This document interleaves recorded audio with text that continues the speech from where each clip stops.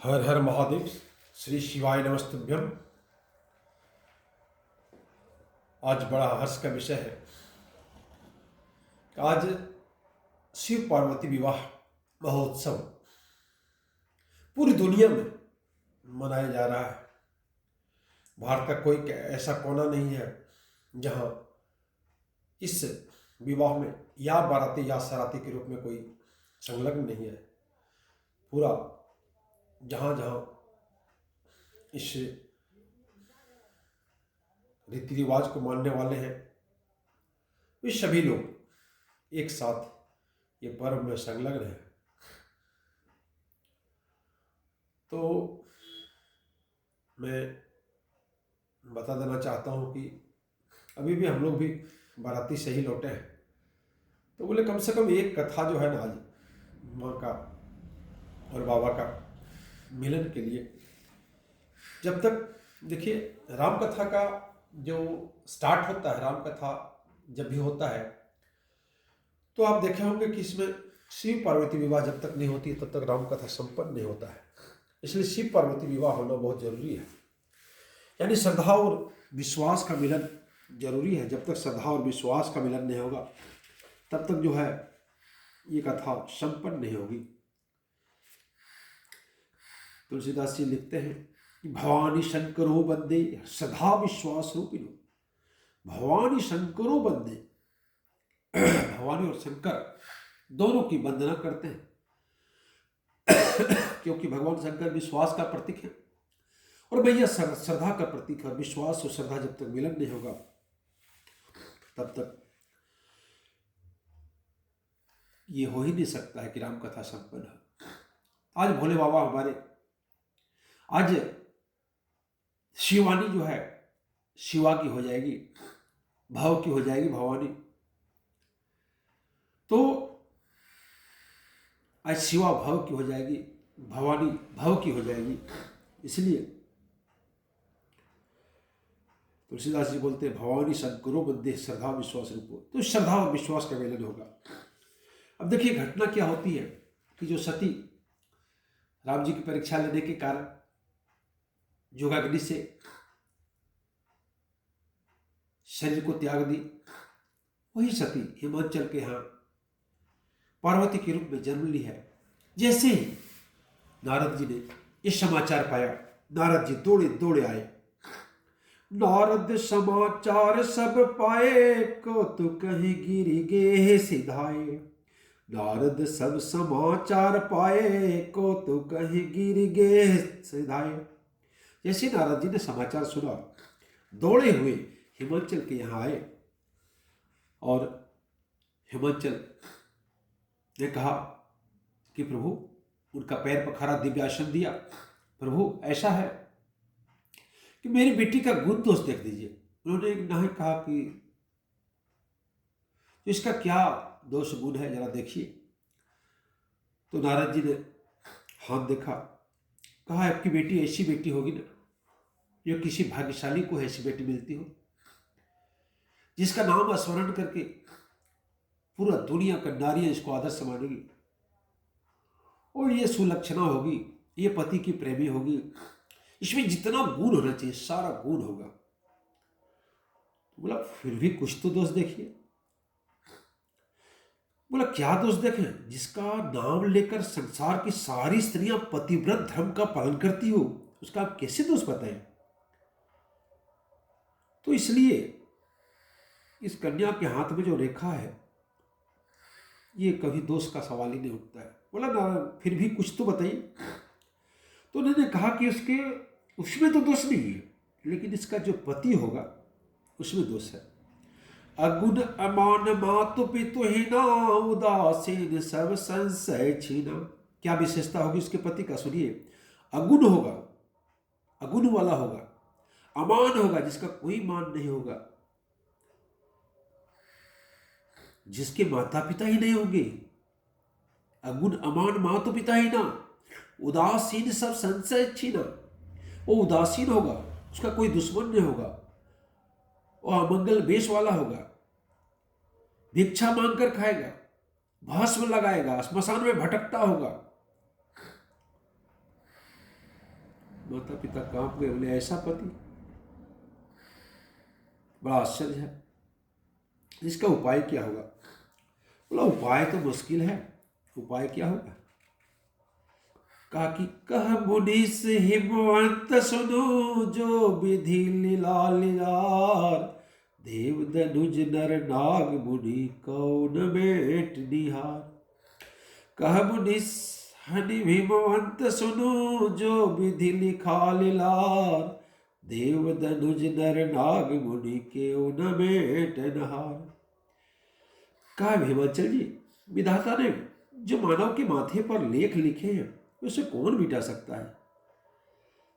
विधाता ने मानव के माथे पर जो छाप लगाई है उसे कोई बदल नहीं सकता है। उसे दो ही व्यक्ति बदल सकते हैं, एक संत, एक प्रभु का नाम। तो लेकिन इसका एक उपाय है। बोला क्या उपाय है, क्या करना होगा, कैसे मिटेगा? क्या दूल्हा चेंज नहीं हो सकता है? कहा नहीं, दूल्हा चेंज करने की जरूरत नहीं है। देखिए जो दूल्हा है ना, जब ये विवाह हो जाएगा तो सारा दोष समाप्त हो जाएगा, क्योंकि समर्थ को नहीं दोष गोसाई। तो क्या करना होगा भाई? तो इसको घनघोर तपस्या करना होगा उस दूल्हा को प्राप्त करने के लिए, घनघोर तपस्या। तो पार्वती बोलती नहीं, उसको भले हम पर्वत से कूद के मर जाएंगे, समुद्र में डूब के मर जाएंगे, किसी भी हालत में जो होगा इस वर्ष से हम विवाह बेटी का करने वाले नहीं है। तो फिर जैसे भी हुआ, बुझाया समझाया गया। तब बोले क्या करना होगा फिर भी उपाय? बोले तो ये देखिए, ये भोले बाबा को मारने के लिए इसको जंगल में जाके कठिन से कठिन तपस्या करना होगा, जो तपस्या आज तक किसी ने किया है। लेकिन पार्वती मैया चूंकि अंतर्यामी थी, जान रही थी, इसलिए माँ को समझाई कि नहीं कोई दिक्कत नहीं। नारद जी क्या बोलते हैं सुनिए। उर्धरि उमा प्राण पति चरना, जाई विपिन लागी तप करना। उर्धरि उमा प्राण पति चरना, बोलता पार्वती शिव जी के चरण कमलों को हृदय में स्थापित करके जाए विपिन, जंगल जाकर लागी तप करना। अगर तपस्या करेगी तो फिर कोई दिक्कत नहीं, सब कुछ सफल हो जाएगा, टेंशन मत लीजिए। तो पार्वती ने ऐसी तपस्या की, ऐसी तपस्या की, ऐसी तपस्या की, आज तक कोई वैसा तपस्या नहीं किया था, इतनी कठिन तपस्या। पहले तो फल मूल में थी, उसको भी छोड़ दी, फिर पानी पी के रही, उसको भी छोड़ दी, फिर हवा पी के रही, उसको भी छोड़ दी, फिर सारा, मैंने कहने मतलब है कठिन से कठिन तपस्या। तब आकाशवाणी हुई, क्योंकि जो सप्तऋषि आए थे, बाबा भोले कहे जब मेरी प्रभु का परीक्षा लिया था, हम आपका बड़ी परीक्षा लेंगे, सप्तऋषि को भेजे। देखो पार्वती की कर्तव्य निष्ठा, उसकी एकाग्रता, उसकी कठिन तपस्या की परीक्षा लो। तब आकाशवाणी हुई, भय मनोरथ सुफल तवा, सुनु गिरिराज कुमारी। बोला आपका जो तपस्या है वो सफल हो गया, अब आराम से घर जाइए और भोले बाबा आपको मिलेंगे। तो अब देखिए क्या होता है कि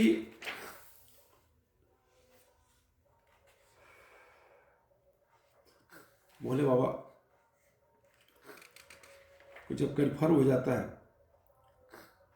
तो फिर ऋषियों ने क्या किया, सप्तऋषियों ने देखा कि ऋषि ने गौरी देखी तह कैसी, मूर्ति मंद तपस्या जैसी। बोली ऐसी गौरी को देखे ना, जैसे तब मूर्ति नहीं होता, मूर्ति वैसा ही था। तो फिर सप्तऋषियों ने अपना दिमाग लगाया कि थोड़ा देखते हैं। महादेव अवगुण भवन, विष्णु सकल गुण धाम, जेहि कर्म अनुरम जाहि सन, तेहि सन काम। महादेव अवगुण भवन, विष्णु सकल गुण धाम। सप्तऋषियों ने कहा कि महादेव जो है अवगुण है और विष्णु जो है सब गुणों से संपन्न, इसलिए जेहि कर्म अनुरम जाहि सन, तेहि सन काम। भैया बोलती है नहीं, ऐसा नहीं, जिसमें जिसका मन रम गया, विष्णु सुंदर रहने दीजिए, उससे हमको कोई मतलब नहीं है। अब उधर क्या हुआ, बड़ा मुश्किल हो गया। एक राक्षस जन्म लेता है, तारकासुर, और तारकासुर इतना आतंक फैला देता है, इतना आतंक फैला देता है, इतना आतंक फैला देता है कि देवता भर दर धड़ भटक रहे हैं। सारे गए ब्रह्मा के पास, बोले बाबू अब वर तो प्रभु दे देते हैं, लेकिन बड़ा मुश्किल हो जाता है, क्या जो होगा। सारे लोग त्राहिमाम कर रहे हैं। बोला इसको मारेगा तो वही, तो बोला इसको मारेगा वही जो शिव जी से जो पुत्र उत्पन्न होगा। बोला शिव जी के? बोला हाँ। और शिव जी तो सती तो यूँ ही जैसे भी हो गिरते त्याग कर चुकी, अब शिव जी कैसा होगा, ये तो संभव नहीं। तो इसी बीच शिव जी सहज समाधि में चले गए। तो देवताओं को बोले कि देखिए, बिना शिव की तपस्या जब तक भंग नहीं करते हैं, उसकी शादी नहीं कराते हैं, तब तक हम लोग का कल्याण होने वाला नहीं है। तो बोले क्या करना होगा? तो बोला किसी को भेजिए और शिव की तपस्या भंग कीजिए। इंद्र ने कहा भैया तपस्या, बाबा आप बोल रहे तपस्या भंग करने का, जो ही शिव जी की तपस्या भंग करेंगे क्या वो जिंदा लौटेंगे? उनको जिंदा रहने की तनिक भी संभावना है? सवाल ही नहीं उठता है। जो भी बाबा के तपस्या को भंग करेगा वो वापस आने वाला नहीं है। तो इन लोगों ने कहा कि भी बिना कामदेव का, क्योंकि काम भावना जब जगानी है, जब तक काम भावना नहीं जागी पुत्र नहीं होगा, तो बिना कामदेव का ये काम होगा नहीं। कामदेव समझ गए कि हमारा मौत निश्चित है, बाबा के सामने जाना, उनकी तपस्या को समाप्त करना, मौत से दूसरा कोई विकल्प ही नहीं है, इसलिए मौत को वर्ण करना ही पड़ेगा।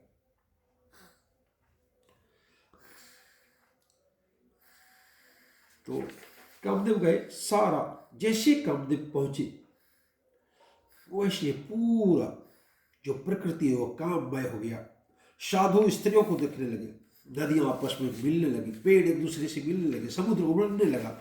जहां देखो वही काम का साम्राज्य, जहां देखो वही काम का साम्राज्य। कोई देखा है, कोई अंदर ही नहीं है, कहीं कुछ नहीं है।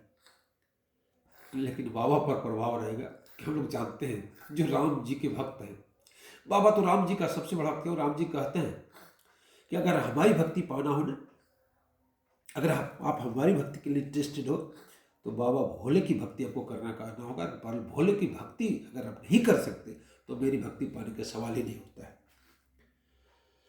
तो ठीक कामदेव ने सारी प्रक्रिया शुरू की। थक गए कामदेव, बाबा को हिला नहीं सके। तब उन्होंने क्या किया, अपने जो पुष्पक बाण होता है, पांचों पेड़ के पत्ते पर छिप के और चला दिए बाण। शिव जी की छाती में लगा जहां राम रहते हैं। तो शिव जी का क्या था, तीसरा नेत्र खुल गया, देखने लगे बाबा की है कौन, किसने ये दुस्साहस किया है, उसे अवश्य दंड मिलेगा। देखा कहीं कुछ नहीं, देखा पत्ता के बीच में वो कुछ छुपा हुआ है। सौरभ पल्लव मदनु बिलोका, भय को भूकंपे उत्रलोका। सौरभ पल्लव मदनु बिलोका, भय को भूकंपे उत्रलोका। आम के वृक्ष की डाले में छिपे हुए कामदेव को देखते ही यह ख्याल आया कि कामदेव ने मेरी समाधि तोड़ी है। तो शंकर के नेत्र एक क्षण में लाल हो गए, शरीर कांपने लगा, कंपाहट के साथ सारा ब्रह्मांड भी कांपने लगा। सारा जगत मुसीबत में, और भगवान के रोंगटे खड़े हो गए। रौद्र रूप धारण किया, समुद्र खलबला उठा, मुसीबत निर्वत हो गई। कामदेव ने मेरी समाधि तोड़ी है, शिव जी को काल व्याप्त हो गया। तुलसीदास जी कहते हैं तब शिव तीसर नयन उघारा, तब शिव तीसर नयन उघारा। शंकर भगवान ने तीसरा नेत्र खुला और तीसरे नेत्र से काम पर दृष्टिपात किया। देखते देखते काम जलकर भस्म हो गया। इस प्रकार कामदेव की लीला समाप्त हो गई। अब दौड़े दौड़े आई रति कि त्राहिमाम प्रभु त्राहिमाम, कोई उपाय कीजिए भोलेनाथ, ऐसा क्या हो गया। रोने लगी। रोदती बदती बहु भांति, करुणा करती शंकर पही गई। रोदती बदती बहु भांति, करुणा करती शंकर पही गई। बोले बाबा के पास गई रहती और प्रभु आशुतोष कृपाल शिव अवला निरखी बोले सही। प्रभु आशुतोष कृपाल शिव अवला निरखी बोले सही। अवला का रुदन देखकर भगवान शिव के मन में उसके प्रति करुणा उत्पन्न हो गई। साधना में से जागे और क्रोध नहीं था। कामदेव को देखने पर क्रोध हो गया था। रति को रोता बिलखता देखकर क्रोध को विदाई दे दी। तुलसीदास जी कहते हैं कि मानव के जीवन में क्रोध जरूरी है, पर जरूरत होने पर ही क्रोध को बुलाओ, जरूरत पूरी होने पर उसे विदाई दे दो। ऐसी ताकत जो क्रोध पर हमारी आ जाए तो जगत में क्रोध की जरूरत ही नहीं रहे। क्रोध पर हमारा काबू होना चाहिए। हम कहते हैं तब क्रोध आता है जब हमारे कहने से क्रोध चला जाता है, तभी क्रोध साधना में सहायक होता है। जब जब बुदस कृष्ण अवतारा हो ही हरण महामही भारा। अब देखिए बोलते हैं एक बेटा ऐसा उपाय है, कामदेव अनंग रहेंगे, हर जगह व्याप्त रहेंगे, क्योंकि बिना कामदेव की सृष्टि तो समाप्त हो जाएगी। लेकिन कामदेव तुमको अनंग रहेंगे, वो मिलेंगे नहीं। कैसे मिलेंगे? बोला इसके लिए तुमको एक युग का इंतजार करना होगा। त्रेता युग में, द्वापर युग में कृष्ण भगवान जब अवतार लेंगे, जब जदुवंश कृष्ण अवतारा हो है हरण महामही भारा। जब पृथ्वी का भार का हरण होगा, जब जदुवंश कृष्ण अवतारा हो यही हरण महामही भारा। जब द्वापर युग में भगवान श्री कृष्ण बांसुरी वाले अवतार लेंगे, किस लिए अवतार लेंगे? हो यही हरण महामही भारा। मही के भार को हरण करने के लिए जब भगवान कृष्ण खुद अवतरित होंगे, कृष्ण तनय हो यही पति तोरा, और वही कृष्ण का बेटा आपका पति होगा। इसलिए हे रति, अब रोने बिलखने से कोई फायदा नहीं है, क्योंकि जो राम का नहीं होगा वो काम का नहीं हो सकता। अगर राम जहां मेरा हृदय में रहता हो, अगर काम प्रवेश करा दिया आपके पति ने, इसलिए आपके पति को ऐसा दंड मिला। द्वापर युग जब कृष्ण अवतार होगा, तब कृष्ण का पुत्र तुझे पति के रूप में निसंदेह प्राप्त होगा। भगवान ने रति को आशीर्वाद दिया, आशीर्वाद लेकर रति चली गई। अब देखिए, रति बिन राज रति बिन घाट रति बिन मानस लागत फिको, रति बिन साधु रति बिन संत रति बिन जोग न होय जति। कवि संग कहे सुनु शाह अकबर, रति बिन मानव एक रति को। रति नहीं तो मानव की कीमत एक रत्ती भी हो जाए। मानव में रति होनी चाहिए, लेकिन निष्काम रति जो कामदेव के जल जाने के बाद उत्पन्न हुई। भगवान ने रति को आशीर्वाद देकर विदा किया। वे समाधि में से जागृत हुए। देवता मौका देखकर खड़े हो गए। वे ब्रह्मा की अनुमति लेकर शिव जी के पास गए। देवता लाइन में खड़े रहे, व्यक्तिगत रूपेण प्रार्थना करने लगे। देवताओं के नियम कि सभी समूह में प्रार्थना करते हैं, परंतु आज सभी व्यक्तिगत रूप से प्रार्थना कर गया। शंकर जी समझ गए कि देवता जरूरी काम से आए। शंकर जी ने कहा, मैं आपको पहचानता हूँ, मुख्य बात करो। व्यक्तिगत रूप से प्रार्थना क्यों शुरू की? कहो अमर आए के ही हेतु, क्यों आए हो? देवता तो होशियार बुद्धिमान थे। उन्होंने चालाकी की। ब्रह्मा की अनुमति लेकर उन्होंने यह नहीं कहा कि आपका विवाह हो जाए और आपका पुत्र तारकासुर को मारे, जिससे हम सबको शांति मिले। मुख्य बात नहीं कहा, महाराज हम तो ऐसे ही घूमने निकले। ब्रह्मा बोले, ये देवता काफी समय से मेरे पीछे पड़े हैं कि अभी तो स्वर्ग में किसी का विवाह नहीं हुआ है, किसी बारात जाने का प्रसंग नहीं आया, वातावरण रसीन हो गया। इसलिए मैंने कहा कि चलो हम शंकर जी से आग्रह करें, विवाह करें ना, हम बारात चले। तो महाराज ऐसा है ना, आपका बारात हम लोग, सबकी इच्छा है कि आप विवाह करो और हम सब बारात जाने का मौका देखें। शंकर जी समझ गए कि अपने काम से आए हैं। देवगण, आप कहते हैं कि मैं प्राणी ग्रहण कर लूं, यह श्रवण नहीं हो। भगवान रामचंद्र जी ने मुझे कहा है कि मुझे विवाह करना होगा, अतः मैं कहूंगा। देखिए भोले शंकर अपने आराध्य श्री राम को, अरे मंगल भवनय मंगल हारी, उमा सहित जही जपत पुरारी, उमा सहित जही जपत पुरारी। तो जिस पुरारी की दिन रात जप करते हैं, उनको यदि वर दे चुके हैं पुरारी प्रभु श्री राम को कि मैं विवाह करूंगा, तो विवाह तो करूंगा ही। तब तक सप्तऋषियों ने ब्रह्मा जी के पास आगमन किया। ब्रह्मा ने कहा, हिमाचल प्रदेश जाकर बने से जल्दी विवाह काट ले आओ। सप्तऋषि हिमालय गए, पुनः पार्वती की कसौटी की, एक बार फिर सफल हुई। शिव जी ने कामदेव को भस्म कर दिया और रति को आशीर्वाद वरदान के रूप में दिया। यह कथा कही। ब्राह्मणों को बुलाकर वेद विधि से पार्वती की शादी कार्ड तैयार किया गया। सप्तऋषि कार्ड लेकर शिव जी के पास गए। कार्ड ब्रह्मा की में दिया और कहा शादी की तैयारियां करो। ब्रह्मा ने देवताओं को कार्ड पढ़कर सुनाया। सभी बारात की तैयारियां करने लगे, विमान सजाने लगे, शरीर को भी सजाया। अब सराहें तैयार होने लगी, परंतु देवता कितने स्वार्थी, दूल्हे को कोई नहीं सजाता है। देखिए, दूल्हे को कोई सजाने वाला नहीं है। दूल्हे का राजा इनके माता पिता और न ही कोई भाई बहन है, अकेले है बेचारा। विवाह शंकर को करना, तैयार दूसरे लोग हो रहे हैं। शंकर के 2-4 गण थे, उन्होंने सोचा कि दूल्हा मियाँ को सजाए तो सही, अतः उन्होंने शिव जी को सजाना शुरू किया।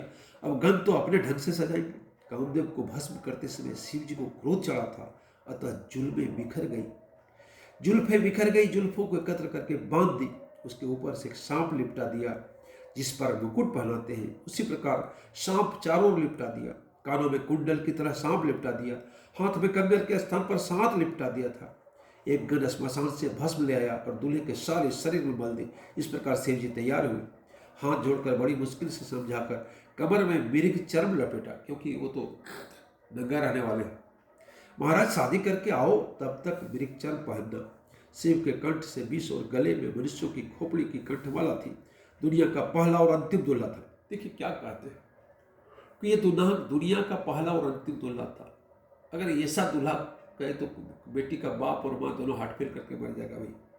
जिसने मुंडमाला पहनकर शादी की थी, मुंडमाला, जिसका यज्ञोपवीत सर्पों का था, वासुकी शाप का। शिव है शंभु गण करहि सिंगारा, जटा मुकुट ओहि मोरु संवारा। शिव शंभु गण करहि सिंगारा, जटा मुकुट अहि मोरु संवारा। जटा मुकुट का, जो मुकुट था वो जटाओं का था। अहि मोर संवारा, और जो मोर था वो सर्पों का था। समझ सकते हैं कैसा दूल्हा है। अब देखिए, बाराती चलने की बात आई तो देवताओं ने मजाक करना शुरू कर दिया। ये देखिए, जैसा दूल्हा है वैसा बाराती नहीं, क्योंकि देवता तो पूरा सज धज के एकदम अप टू डेट होके गए थे। लग रहा था कि हाँ, कोई सचमुच कोई दूल्हा है, कोई बाराती जा रहा है। इतना तो कहने मतलब है कि अब भोले बाबा देखिए, तन छार ब्याल कपाल भूषण नगन जटिल भयंकरा, संग भूत प्रेत पिशाच जोगनी विकट मुख रजनी चरा।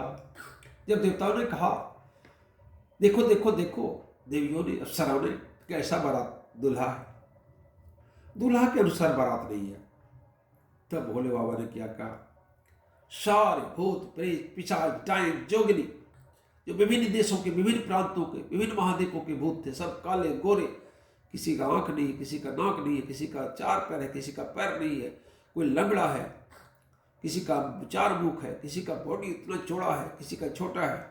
तो सारे तन छार ब्याल कपाल भूषण नगन जटिल भयंकरा, संग भूत पेत पिशाच जोगनी विकट मुख रजनी चरा।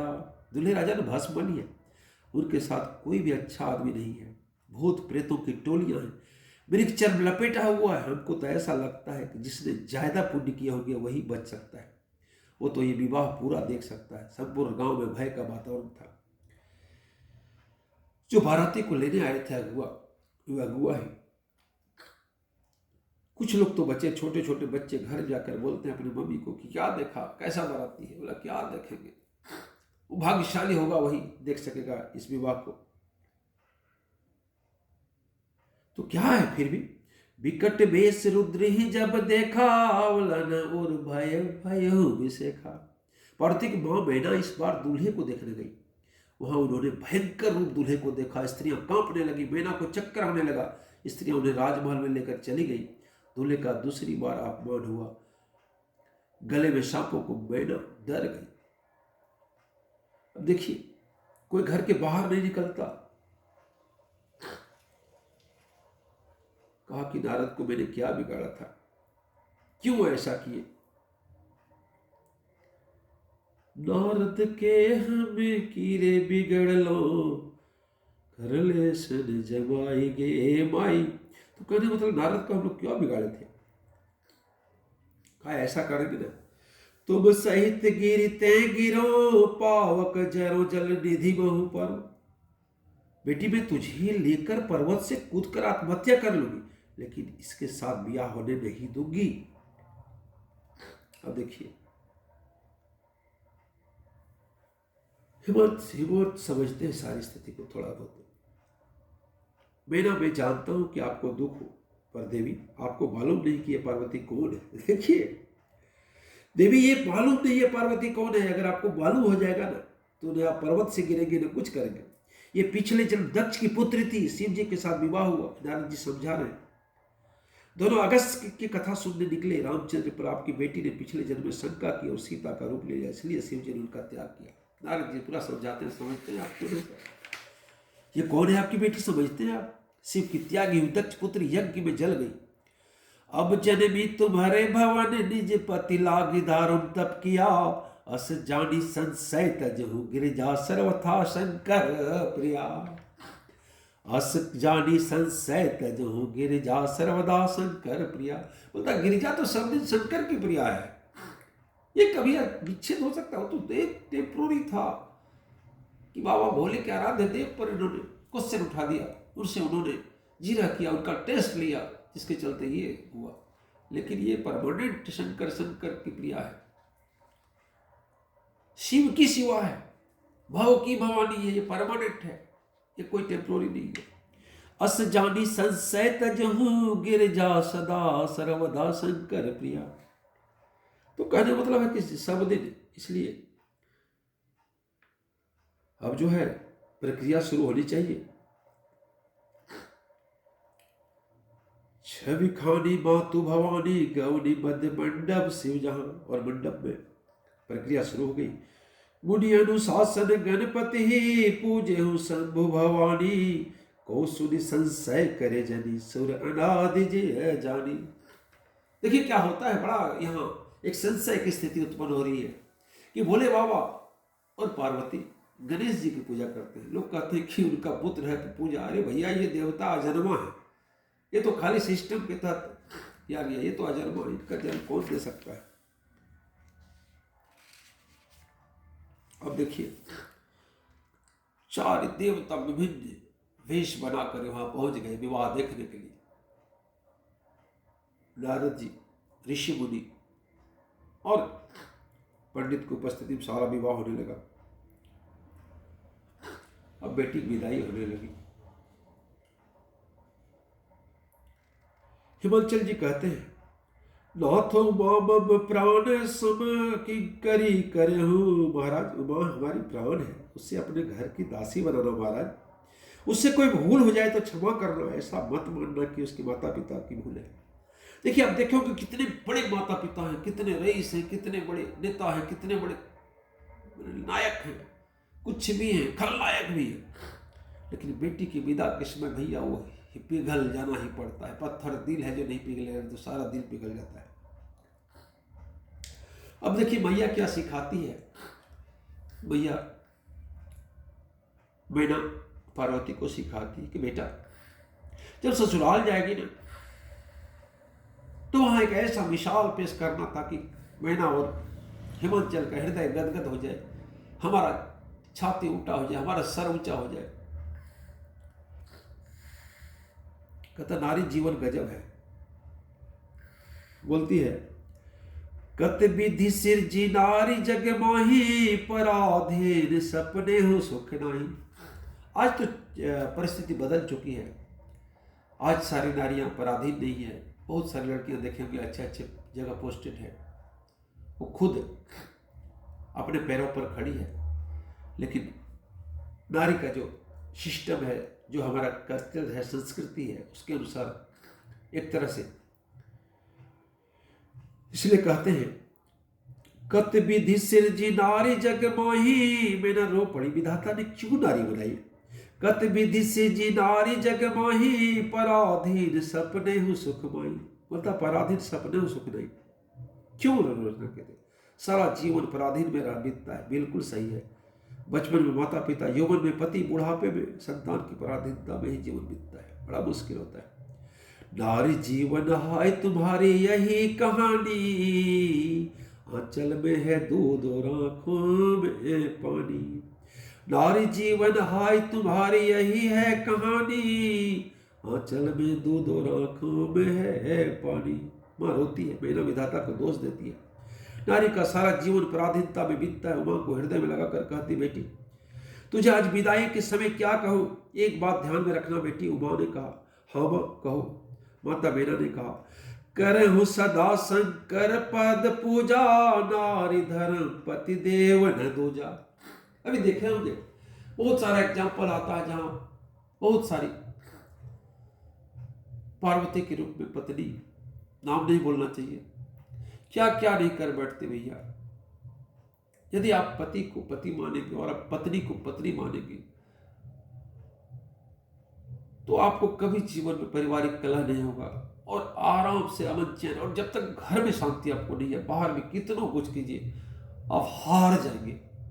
इसलिए जीतने के लिए आपका घर का परिवार का माहौल एक ऐसा बनाना होगा ना, कुछ भी कोई गलती करे लेकिन आपको उस गलती को पकड़ना नहीं है, उस गलती को बाईपास करना है, मैनेज करना है, सबको बराबरी का हक देना है। करहु सदा शंकर पद पूजा, नारी धर्म पति देव न दूजा। बेटी मन वचन कर्म से शिव जी के चरणों की सेवा करना। नारी का धर्म पति परमेश्वर है। संस्कार का खजाना दिया। कहा बेटी जीवन गंगा की धारा है, गंगा में कितने मोड़ आए, इधर उधर घूमती है, फिर भी उसकी पवित्रता पर कोई आंच नहीं आती। इसी प्रकार तुम्हारे जीवन में भी कितने ही मोड़ आएंगे पर तुम्हारी पवित्रता पर कोई आंच नहीं आनी चाहिए। बस इतना समझ जाएगी तो जीवन धन्य बन जाएगा। जीवन में सुख संपत्ति विपत्ति को अभी आएगा ही नहीं। जीवन रेलवे लाइन तो है, नहीं तो एक समान चले।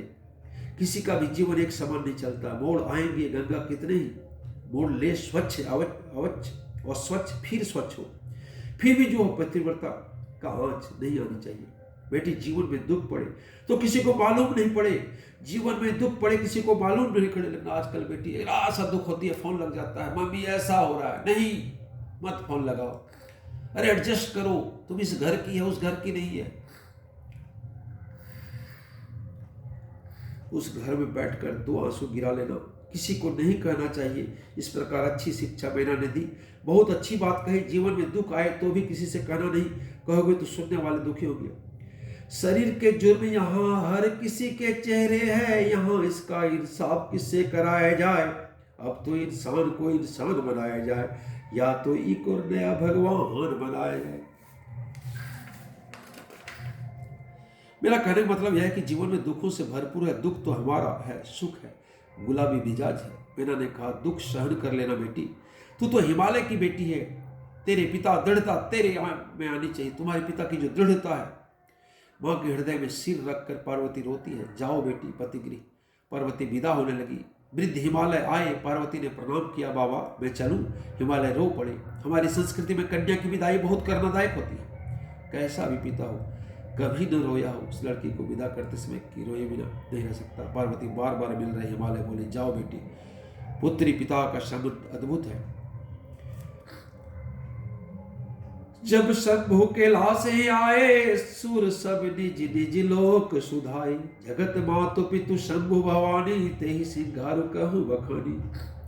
जब शंभु कैलाश से आए, जब आ गए माँ के साथ, सूर सब निज निज लोक सिधाए। सारे देवता अपना अपना घर चले गए, बोले मेरा काम हो गया, अब तारकासुर का वर्ण निश्चित है। जगत मातु पितु शंभु भवानी, जगत माता पिता शंभु भवानी है। ते ही सिंगार न कहूँ, उसकी सिंगार करके जगत बीता। तब जन्मे वो सठ बदन कुमारा, तारक असुर समर जहि मारा। तब जो है सठ कुमार जन्म हुए और उनका हत्या कर दी। जय जय सिया राम, हर हर महादेव, श्री शिवाय नमस्तुभ्यम।